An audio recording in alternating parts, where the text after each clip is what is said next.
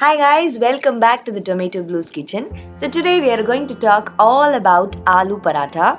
Aloo Paratha has got to be everybody's favorite breakfast, and while there are so many versions of Aloo Paratha out there, the legit one actually comes from Punjab.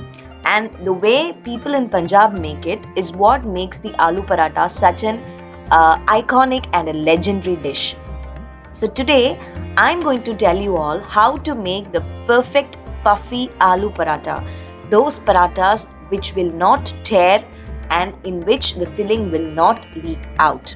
So do follow me and be with me on the video till the end. I'm going to be sharing several tips and tricks. You can see how beautifully done these aloo parathas are. The layers are all separate and you can see that there's a lot of filling that has gone inside. So come on guys, let's get started making these evergreen and everybody's favorite, if I can say so, aloo paratha. The first step would be making the dough for the paratha, and this dough can be used to make all kinds of stuffed paratha. So to begin with, like I said, let's make the dough. For this, I'm going to be adding 2.5 cups of whole wheat flour today. If you're someone living in Singapore, then you can use house brand whole wheat flour atta, or you can use Peshwai brand whole wheat flour to get very good chapatis. Again, this is not a brand endorsement. Now let us add 2 teaspoons of salt and let's use our fingers and give the salt and the flour a good mix in such a way that the salt is evenly distributed inside the flour. So now that we have mixed the flour and the salt together, we'll get on to the next step. We are going to be adding water little by little, and we are going to first bring the flour and the water together. I've taken about 1.25 cups of water for 2.5 cups of flour over here for this recipe. Remember that always whenever you make chapati dough, the proportions for the flour and the water roughly remains the same. 2 cups of flour, 1 cup of water. So the proportion of water to flour ratio is 1:2. So now if you can see, I've added water gradually, little by little, and I'm only bringing the flour and the water together to maybe make it resemble a shaggy dough. So the kneading process actually begins after this. You may all be wondering why kneading is so important in getting soft chapatis. If you're making a bread recipe, then kneading has to be done very carefully. But for an unleavened bread like a chapati, kneading is important because it helps develop gluten. So the first step or the first process in which I'm kneading is going to be for 2 to 3 minutes. So today I'm kneading this for the first time for 2 to 3 minutes, and I'm using my palms and fingertips alternatively to do the kneading. Now let us add 1.5 teaspoons of ghee to the kneaded dough, and let us again incorporate the ghee into the kneaded dough by again kneading. I am going to do the second leg of kneading for about 4 minutes. By doing this, you will be incorporating the ghee, that is the fat, into the dough, which essentially gives you super soft aloo paratha. Now that the dough has been kneaded, let us close it with a wet cloth and get on to step 2, which is cooking our potatoes and getting our filling ready. I've used about 5 medium potatoes and I have added 4 cups of water approximately. I'm going to be pressure cooking this for 3 whistles. I'm also adding 1 heaped teaspoon of salt. We're going to cook this for 3 whistles, and remember, do not overcook your potatoes. If you overcook them, then your parathas will tear and you will not be able to hold shape. Now once the potatoes are done, make sure that you drain all the water completely before peeling them. It is very important to drain the water. Now let us do the grating process. I'm not going to mash the potatoes today, but I'm using a box grater and I've grated the potatoes. To this I'm adding 1.5 teaspoons of Anardhane, 2 teaspoons of crushed coriander seeds, 1 teaspoon minced ginger, and then I've taken 2 green chilies. I have slit them lengthwise, removed all the seeds, and I have minced them finely. Once this is done, let us add the spice powders for our filling. I'm going to be using very basic spices today. I'm adding 1.5 teaspoons of red chili powder. Again, adjust this according to your taste preferences. And then I'm going to be adding about 1 teaspoon of garam masala along with 1.5 teaspoons of roasted cumin powder, that is jeera powder. Now I'm going to be using a spoon and I'm going to incorporate all of this after adding salt for the filling in such a way that the green chili, the ginger and all the spices are evenly mixed into the potatoes. The reason why I have not mashed the potatoes using my hand and instead used a box grater to do this is because it is only by doing this step that you will be able to get parathas which do not tear. Basically, lumps in your potatoes means that there is a very good chance that the filling leaks and the paratha covering tears. Now once you have added the coriander, let us shape the potatoes into balls. Again, make sure that the balls are super smooth. This quantity makes about 10 stuffed aloo paratha. Now let us open our rested dough and let us knead it lightly for about 10 to 20 seconds. Not much. And then let us pinch out even portions from the dough and shape each portion into a smooth ball. Again, this is a very important step. If your ball of dough has cracks, then you will not be able to roll your parathas evenly. So look how smooth my rolled dough is. I generally follow this even for my normal chapatis because the chapatis look smooth and beautiful.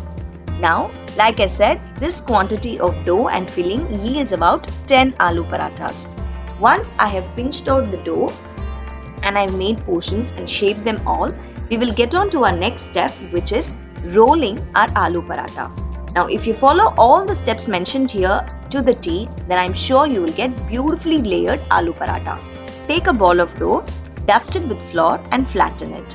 Now, once you have flattened it, let us roll this into a thick circle. It shouldn't be too thin. It should be probably a 1/4 inch thick circle. If you roll it out too thin, then there's a good chance that the outer cover will tear. So make sure that it's only 1/4 inch thick. Now let us add about 1/2 teaspoon ghee to the rolled out thick chapati and spread the ghee. This is because we are looking to separate the layers of filling and the paratha or the chapati in our aloo paratha. Now let us sprinkle some flour on the surface of this thick rolled chapati and let us place a ball of filling in the center of the thick chapati. Now look at how I'm bringing all the edges and pinching it together. This is more like a fold and pinch kind of a move. I really have no idea how I'm supposed to describe this, but this particular step will ensure that your filling does not leak out and your outer cover also doesn't tear or break. Now that we have done this, press it lightly and nicely shape it up. You can actually feel the layer of paratha and the filling separately while you do this. There will be air pockets which is separating the potato filling and the chapati. So now let's dust it with flour and now I'm going to roll it into a paratha. If you can see the video, I'm not using too much of pressure and at the same time I'm not doing it on the same spot all the time. I'm flipping the paratha every now and then. I'm changing its position and then I'm rolling it. I'm rolling it into quite a big paratha and you can see that there are no tears and there is no leaking of filling whatsoever. So make sure that you lift your parathas, change its position while you roll them. This applies for all filled parathas. I assure you that your filling will not leak if you follow this method. Now, I'm going to make our aloo paratha on an iron tawa. Why iron tawa, you may ask? If you use a non-stick tawa to make your paratha or your chapati or dosa, it's very difficult to control the heat, which is why many times we do not get soft chapatis or parathas. How do we know if it is the right heat? Once you put your paratha on the tawa, it should be able to move freely. That is the right heat. Now, once you have placed the paratha on the tawa, cook on low flame for about 30 to 40 seconds. You can see that the dough is beginning to puff up here and there. It's like, you can spot tiny blisters on the surface. Now it's time to, flip our paratha. Let us give it a flip and let us see if there are brown spots on the surface. Yes, there are brown spots on the surface. Now again, we are going to continue the same cooking process for 30 to 40 seconds. Again, low flame, 30 to 40 seconds. Cooking chapatis or cooking parathas, both of them require tremendous amount of patience, which is why I obviously like eating and making puris. If you people prefer puris over parathas, then do leave a comment and tell me why you prefer it so. Now let us add half a teaspoon of ghee and let us flip it over. I agree that this is a very indulgent aloo paratha, but you know what? It's so totally worth the effort, the time, and the energy that goes into it. It's such a satisfying meal. And now that we have flipped it and cooked it with the ghee side down, let us flip it again and let us cook it for about 20 to 30 seconds. Now, you can see that both the sides have nice beautiful golden brown spots, and that is when you know that our aloo paratha is done. I'm now going to show you all how beautifully my aloo paratha actually puffed up. My aloo paratha puffs up every time because I follow this method, the method of grating my aloos instead of mashing them, and also applying ghee on the rolled out thick chapati before I stuff my parathas. Now if you can see, I'm following the same process. I'm putting the chapatis on a heated tawa and I'm cooking it on low flame for about 30 to 40 seconds. There's one more update I would like to mention over here. Many people on Instagram ask me where I bought my square tawa. I bought it from a Trichy. I in fact picked it up near the Srirangam temple. It's an amazing tawa. It took me very little time to actually season it. This tawa works really well for dosas and chapatis and bread toast. Oh my god, this tawa is the tawa for sandwiches and bread toast because of the sheer area it offers. If you guys are looking for this kind of a tawa, I will leave an Amazon link in the description box. You can go and check it out. So now if you can see, it's all steamy and puffing up. You will eventually see how beautifully my aloo paratha actually puffs up like a phulka. And like I'm telling you friends, if you follow this recipe to the T, I assure you that your aloo parathas will turn out puffy, soft and excellent every time you make it. Now, a true Punjabi will always tell you, make your aloo paratha with butter or with ghee, okay?